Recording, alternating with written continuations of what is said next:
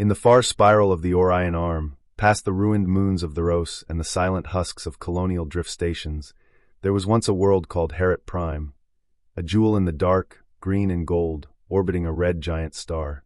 But its surface was stained with fear, not from war, not from plague, but from something older, deeper, something born in the cold spaces between stars. The colony was dying, not from lack of resources, but because each night, something crawled from the radiation-blasted Badlands and took the settlers one by one.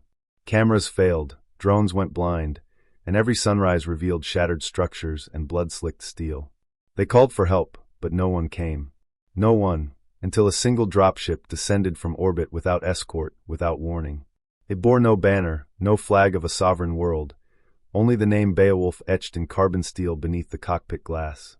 He wasn't genetically enhanced, wasn't a telepath, wasn't AI bonded, just a man in aging combat armor, with a sword-shaped vibroblade strapped to his back and the scars of 50 battles cut deep into his flesh. He didn't come for credits or favor. He came because the signal said people were afraid, and he had never once turned away from fear. The colonists were skeptical. They had begged entire fleets for aid and received nothing. And now this lone human, with no command codes and no backup, dared to promise their salvation. But when the sun fell and the air turned electric, they saw him wait alone outside the command dome. No shelter, no shield, just standing there, blade in hand. And when the thing came, tall as a crawler mech, stitched from alloy and bone, silent as vacuum, Beowulf didn't fire. He moved.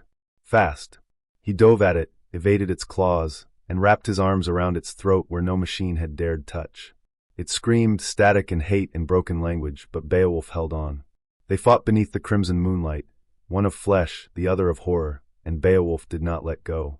He tore it down with force and fury, his vibroblade ripping into its core, until it collapsed in a heap of hissing limbs and sparking cables. The people rejoiced, they hailed him, tried to lift him up, but he only sat in the dirt, checking the cracks in his armor and murmuring that it wasn't over. Because he knew, predators like that didn't hunt alone. Deep in the equatorial trench of Herret Prime, where the magma vents bled steam into the clouds and sensors failed to map anything below the crust, another signal pulsed. Faint. Older. Sharper. It was her. The mother. The origin. Not born, built, twisted by ancient hands in forgotten labs, part flesh, part entropy. Beowulf didn't hesitate. He requested a mining sub, loaded it with plasma charges, and dropped into the trench alone. The walls closed in. Pressure rose. The darkness swallowed everything. But he kept going, deeper than any man before. He found her at the bottom, coiled around a reactor from some long-lost war, her skin like obsidian, her eyes like dying stars. She spoke in bursts of ancient code, tried to tempt him, threaten him, rewrite him. He answered with silence. They fought in that pit, no audience, no backup, just man and monster beneath the crust of a dying world. Her claws split his chest plate. Acid hissed through his helm. But he rose again and again, because if he didn't, no one would.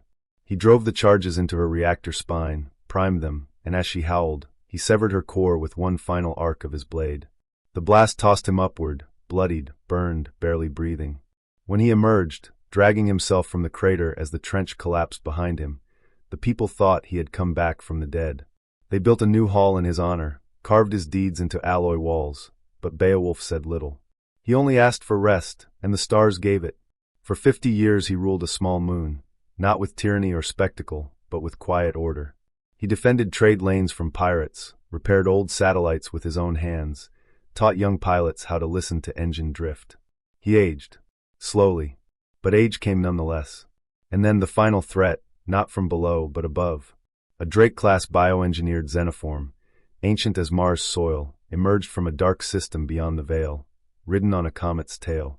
It swept across sectors, burning habitats, melting orbital stations, heading for Herret Prime. Defense arrays failed. Interceptors died on launch. And Beowulf, now old, coughing blood, half blind in one eye, stood once more. No one asked him to. No one expected him to. But he armed his oldest ship, a relic from the asteroid wars, and flew alone toward the fire. He took with him a young cadet, Wiglaf, who refused to let him go unaided. Together, they faced the creature in high orbit, above the clouds it intended to boil. The fight was chaos, hull breach, plasma arcs, fire across the stars. Beowulf rammed the xenoform mid-charge, boarded it midair, and faced it in 0G. His exosuit was cracked, His blade sputtered. The beast's breath melted steel. Still he fought, not for victory, not for legend, but for duty. Wiglaf joined him, fired into its core, helped drive the blade in deeper, until at last it died.